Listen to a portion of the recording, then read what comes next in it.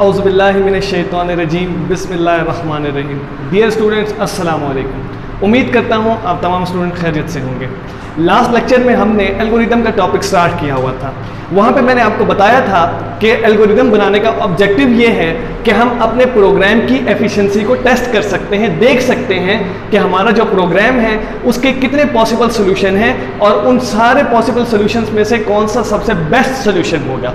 यानी कि सिंपल अल्फाज में मैंने आपको उस वक्त भी बताया था, आज उसको दोबारा एक दफ़ा रिपीट कर देते हैं कि एल्गोरिदम बनाने की वजह से हमारे पास एक लेआउट या फ्रेमवर्क या और सिंपल बोलो तो मैप हमारे सामने आ जाता है, जिसको फॉलो करते हुए हम अपनी प्रोग्रामिंग करते हैं। और वहाँ पे हमने ये कहा था step by step problem solving. अगर हम उसको स्टेप बाय स्टेप या एक एक स्टेप के अंदर उसको लिखते जाएं अपनी ज़बान में आसानी के साथ समझ आने के लिए, तो उसे हमने कहा था एल्गोरिदम। जो आज का हमारा टॉपिक है वो है फ्लो चार्ट। बेसिकली एल्गोरिदम और फ्लो चार्ट दोनों चीज़ें बनाने का एक ही मकसद होता है कि हम प्रोग्रामिंग से पहले एक ऐसी चीज़ हमारे सामने आ जाए, फाइनल कोडिंग से पहले एक ऐसी चीज़ हमारे सामने आ जाए जिसको फॉलो करते हुए हम अपने कोड लिखें, जिसको फॉलो करते हुए हम अपना कोड बनाएं, ठीक है, या कोडिंग करें। क्योंकि अगर हमारे सामने एक चीज़ पहले से होगी, एक मैप होगा, एक नक्शा, एक लेआउट हमारे जहन में पहले से होगा, तो गलती होने के चांसेस कम से कम होते चले जाएंगे।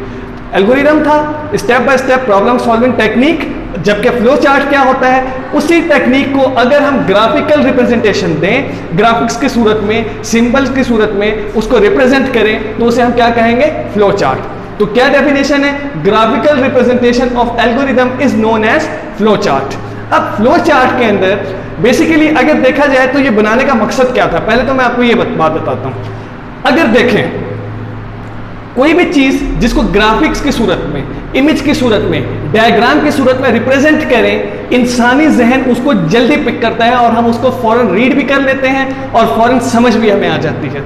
रियल लाइफ एग्जांपल इसकी मैं दूं तो आप यकीन रोड पे सफर करते हुए आपने देखा होगा कि रोड पे कभी भी वहां पे सेंटेंस नहीं लिखा हुआ होता, ठीक है, वहां पे ट्रैफिक सिग्नल्स का इस्तेमाल किया जाता है। अगर राइट टर्न नहीं लेना आपने तो वहां पे जो है हमारे पास सिंबल होगा या सिग्नल होगा, साइन बोर्ड बना हुआ होगा कि राइट टर्न आपने नहीं लेना, ठीक है। मिसाल के तौर पे अगर मैं कहता हूं कि आप राइट टर्न नहीं लेते तो या यू टर्न नहीं है या राइट टर्न नहीं है, तो इस किस्म का आपको सिंबल नजर आएगा, ठीक है। इसी तरह की बहुत सारी चीजें हैं। अगर पार्किंग नहीं है तो नो पार्किंग का बोर्ड लगा हुआ होगा या सिंबल बना हुआ होगा, स्कूल है तो स्कूल का सिंबल बना हुआ होगा। वहां पे कभी भी आपने ये चीज नहीं देखी होगी कि वहां पे लिखा हुआ हो आप राइट टर्न ना लीजिए, एक्सीडेंट होने का खतरा है। कभी भी वहां पे इस तरह की स्टेटमेंट नहीं लिखी होगी। उसके बजाय सिंबल को रिप्रेजेंट किया जाता है। क्यों? क्योंकि इंसानी जहन फौरन सिंबॉलिक रिप्रेजेंटेशन को रीड कर लेता है, इंटरप्रीट कर लेता है और समझ भी लेता है। तो उसी तरह अगर हम अपने एल्गोरिदम को सिंबॉलिक फॉर्म में रिप्रेजेंट कर दें तो बड़ी जल्दी और आसानी के साथ हम लोग उसको रीड भी कर सकते हैं और उसको पढ़ भी सकते हैं और समझ भी सकते हैं। तो अब यहां पर हम देखते हैं कि हमारे पास फ्लो चार्ट में कितने सिंबल्स होते हैं। फ्लो चार्ट के अंदर जो हमारे पास सबसे पहला सिंबल आता है ये ओवल शेप होता है। ये थोड़ा सा मैंने यहां से गलत हो गया, इसको थोड़ा सा चेंज करते हैं। ओवल शेप का सिंबल होता है और ये सिंबल किस लिए यूज होता है, स्टार्ट या स्टॉप पॉइंट को शो करने के लिए। नेक्स्ट हमारे पास आता है इनपुट और आउटपुट के लिए, और इनपुट आउटपुट को हम कैसे रिप्रेजेंट करते हैं, पैरेललोग्राम सिंबल से। उसके बाद प्रोसेसिंग के लिए हमारे पास रेक्टेंगल का सिंबल होता है। नेक्स्ट हमारे पास डिसीजन के लिए डायमंड का सिंबल आता है, जबकि उसके बाद हमारे पास दो किस्म के कैरेक्टर्स होते हैं, एक ऑन पेज कैरेक्टर, दूसरा ऑफ पेज कैरेक्टर्स। ये जब हम आगे फ्लो चार्ट्स बनाएंगे तो वहां पर हम देखेंगे कि यहाँ पे इसका कैसे इस्तेमाल किया जाता है। इसके अलावा एक और सिंबल होता है, सिंबल नंबर 6, जिसे हम कहते हैं फ्लो लाइन। फ्लो लाइन किस चीज को शो करती है, फ्लो लाइन हमारे प्रोग्राम के फ्लो को शो करती है कि हमारा प्रोग्राम किस तरफ को फ्लो कर रहा है। ये चीज हमारे पास किस चीज की रिप्रेजेंटेशन होगी, फ्लो लाइन की। तो अब हम आगे कंटिन्यू करते हैं। इसके बाद हमारे पास बुक के अंदर बहुत सारी प्रॉब्लम्स हैं, ठीक है, जिससे रिलेटेड या उन प्रॉब्लम से रिलेटेड हमने फ्लो चार्ट भी बनाने हैं और उन प्रॉब्लम से रिलेटेड हमने एल्गोरिदम भी बनाने हैं। तो जो हमारी प्रॉब्लम नंबर 1 है वो कहता ये है, आज सिर्फ हम प्रॉब्लम नंबर 1 करेंगे, उसके बाद उसको आगे कंटिन्यू करते जाएंगे। प्रॉब्लम नंबर 1 में कहा यह जाता है कि find sum product and average of 5 numbers, कि आपने 5 नंबरों की ऐसे 5 नंबर उनका सम, प्रोडक्ट और एवरेज लेनी है। तो अभी मैं जैसा कि आपको बता रहा था कि इसके बाद हमारे बहुत सारी प्रॉब्लम्स हैं। तो अब प्रॉब्लम नंबर 1 जैसा भी हमने डिस्कस किया कि प्रॉब्लम नंबर 1 ये है कि आपने सबसे पहले एल्गोरिदम बनाना है उसका कि हमारे पास 5 नंबर गिवन होंगे, ठीक है, जिसमें हमने सम, प्रोडक्ट एंड एवरेज ये 3 चीजें कैलकुलेट करनी है। पहले हम इसका एल्गोरिदम बनाएंगे और उसी के बाद उस एल्गोरिदम को फ्लो चार्ट में कन्वर्ट करेंगे। तो मैं यहाँ पे इसको मिटा के आगे इसी से रिलेटेड एल्गोरिदम बनाता हूँ। अब हमें पता है एल्गोरिदम क्या होता है, step by step problem solving. तो अब अगर आप देखें मैं 2 एल्गोरिदम बनाता हूं, ठीक है, ताकि आपको पता चले कि हम मुख्तलिफ एल्गोरिदम्स बना सकते हैं। स्टेप नंबर 1 में हम क्या कहेंगे, हमें पता है कि स्टेप नंबर 1 में हमने हमेशा क्या कहना है, स्टार्ट, कि हमारा प्रोग्राम यहां पे स्टार्ट हो रहा है। अच्छा, स्टेप 2 में यूजर नंबर 1 कहता है इसी के सामने, क्योंकि दूसरा भी सेम ऐसा ही होगा तो दोनों को मैं पैरेलल लेके चलता हूं। स्टेप 1 हमारा हो गया स्टार्ट। स्टेप 2 में एक प्रोग्रामर कहता है कि मैं यूजर से इनपुट ले लेता हूं। वो कहता है टेक इनपुट। अब जैसे कि बुक में हमें दिया गया है कि हमने 5 नंबर्स इनपुट लेने हैं, तो हम यही लिखते हैं टेक इनपुट 5 नंबर्स। जबकि दूसरा प्रोग्रामर कहता है, क्योंकि अब बुक में हमें यह नहीं बताया आपने इनपुट लेनी है कि नहीं लेनी है। अगर बुक में बताया होता कि आपने इनपुट लेनी है तो हमें हर हाल में इनपुट ही लेनी है। बुक में सिर्फ यह कहा गया है आपने 5 नंबरों की एवरेज, प्रोडक्ट और सम आपने कैलकुलेट करना है, ठीक है। तो दूसरा प्रोग्रामर कह सकता है कि मैं इनपुट नहीं लेता, मैं पहले से वैल्यूज असाइन कर देता हूं। तो वो कह देता है let A B C D E R 5 numbers, ठीक है। शॉर्ट में मैंने लिख दिया 5 नंबर्स और आगे वो इन्हीं को वैल्यू दे देता है। A is equal to 1, B is equal to 3, C is equal to 5, D is equal to 4 कर देते हैं और E इज इक्वल टू 7 कर देते हैं, कुछ भी हम कह सकते हैं। तो उसके बाद वो क्या कहता है, मतलब उसने दूसरे प्रोग्रामर ने सारी की सारी वैल्यूज खुद ब खुद असाइन कर दी, पहले से वैल्यूज ले ली। अच्छा, अब स्टेप 3 में हम आते हैं। तो स्टेप 3 में एक प्रोग्रामर कहता है कि अब हमने वैल्यूज इनपुट कर ली, अब हमने उनको सम करना है, ठीक है, क्योंकि अब हमारे पास जो पहला है सम, प्रोडक्ट एंड एवरेज, वो कहता है हमने सम करना है। तो वो सिंपल यहां पे स्टेटमेंट लिख देता है सम ऑल 5 नंबर्स, ठीक है। जबकि जो दूसरा प्रोग्रामर था वो स्टेप 3 में लिखता है टेक सम या सिंपल सम, किसका, सम of A B C D E, ठीक है, कि 5 वैल्यूज थी उनका हमने सम लेना है। उसके बाद एक प्रोग्रामर कहता है स्टेप 4 में अब हमारे पास सम आ चुका है, वो कहता है कि अब हमने प्रोडक्ट लेना है। तो वो लिख देता है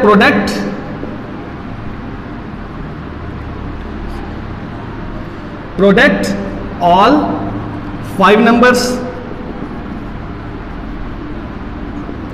अच्छा, दूसरा प्रोग्रामर कह सकता है हमारे पास स्टेप 4 चल रहा है, स्टेप 4 के अंदर के अब जैसे वहां उसने कहा था take sum of A B C D E, ठीक है, वहां पे वो ये भी लिख सकता है क्योंकि प्रोडक्ट लेने A multiply B multiply C multiply D multiply E।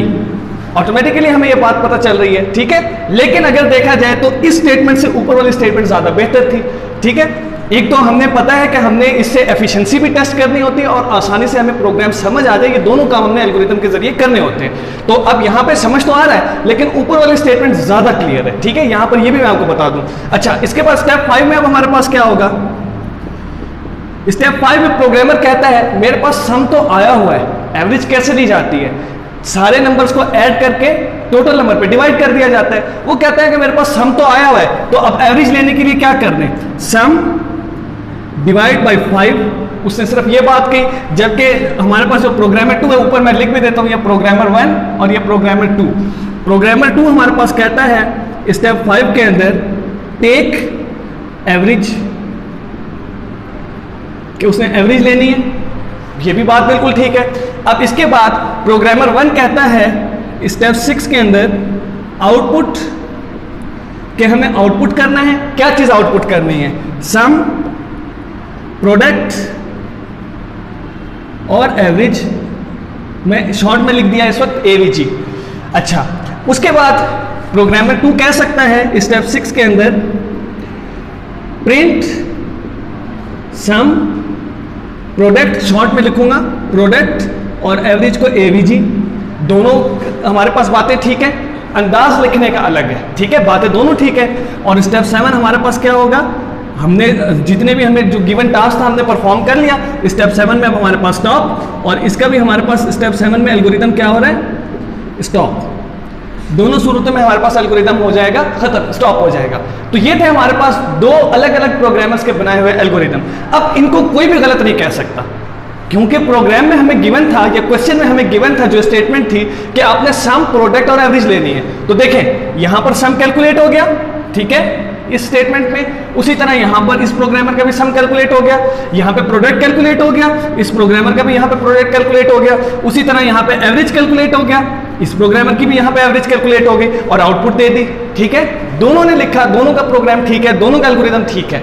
लेकिन अब यहां पर अगर हम समझने की बात करें, अब बेसिकली यहां पे एफिशिएंसी इसमें इतनी इन्वॉल्व नहीं है, क्योंकि दोनों में वही रिसोर्सेज होंगे, वही 5 नंबर हैं, उतना ही टाइम लगेगा। लेकिन अगर हम समझने की बात करें, क्योंकि हमारा एक एल्गोरिदम का ऑब्जेक्टिव ये भी था कि हम इजीली अंडरस्टैंड कर सकें, तो समझने की बात करें तो मुझे जहां तक लगता है कि इसका एल्गोरिदम ज्यादा क्लियर है, क्योंकि इसने हर चीज को क्लियर किया है। हालांकि यहां पर भी सारी चीजें ठीक है, उसने सब कुछ लिखा है, लेकिन इस पॉइंट में आके उसने क्लियरिफिकेशन इतनी ज्यादा नहीं की, तो ये ज्यादा इस एल्गोरिदम की निस्बत ये ज्यादा बेहतर क्लियरिफिकेशन दे रहा है। मार्क्स की अगर बात करें तो दोनों में अगर 3 नंबर का क्वेश्चन आता है तो आपके कोई मार्क्स बिल्कुल नहीं कटेंगे, पूरे आपको मार्क्स मिलेंगे, क्योंकि जो हमें आउटपुट चाहिए थी वो दोनों एल्गोरिदम के अंदर आउटपुट निकाली गई है।